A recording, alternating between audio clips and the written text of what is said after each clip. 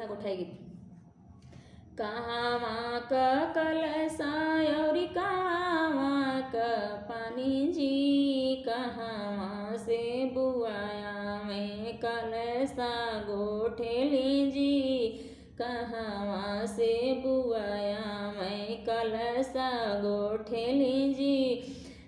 गंगा जी का पानी आवे कुम्हार घर से कलशा जी, कुम्हार घर से कलशा आवे गंगा जी का पानी जी, ससुरे से बुआया में कलशा गोठेली जी, ससुरे से बुआया में कलशा गोठेली जी।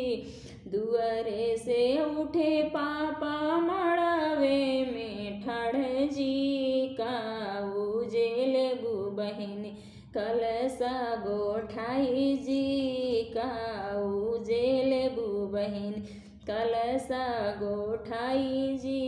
कुछु नाही लेबै भैया कलशा गोठाई जी, कुछु ना लेबै भैया कलशा गोठाई जी।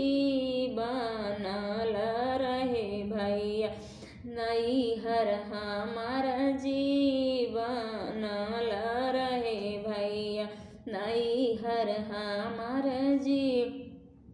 भरल रहे भैया मड़वा हमार जी, भरल रहे भैया मड़वा हमार जी। ई भरल रहे भैया बनल रहे भैया भैया भतीजा जी, बनल रहे भैया भैया भतीजा जी। कहवा क कलशा औरी कहवा क पानी जी, कहवा से बुआया कलशा गोठेली जी, कहवा से बुआया कलशा गोठेली जी। मेरे चैनल पे अगर नए होंगे बहन लोग तो आप मुझे सपोर्ट करिए, मुझे सब्सक्राइब करिए। और इसका हिंदी में मोबाइल होगा उसमें सदस्यता ले लिखा रहता है, सदस्यता ले पर क्लिक करके मुझसे जुड़ जाइए। प्लीज़ मुझे सपोर्ट करिए, आगे बढ़ाइए।